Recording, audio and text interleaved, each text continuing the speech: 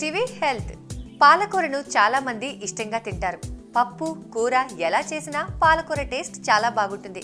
అయితే టేస్ట్కు మాత్రమే కాదు, మనకు ఆరోగ్యాన్ని కలిగించడంలోనూ పాలకూర బాగా ఉపయోగపడుతుంది.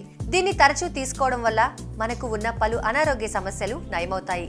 అంతేకాకుండా శరీరానికి చక్కని పోషణ అందుతుంది. పలు కీలక విటమిన్లు, మినరల్స్ లభిస్తాయి. ఈ క్రమంలోనే పాలకూరను తరచుగా తీసుకోవడం వల్ల మనకు కలిగే టాప్ 5 బెనిఫిట్స్ ఏంటో ఇప్పుడు తెలుసుకుందాం. నెంబర్ 1, ఎముకలకు.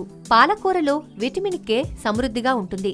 ఇది ఎముకల్లో కాల్షియంను నియంత్రిస్తుంది, అవసరం ఉన్నంత వరకు ఉత్పత్తి చేస్తుంది.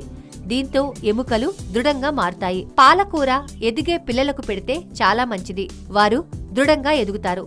నెంబర్ 2, రోగ నిరోధక శక్తి.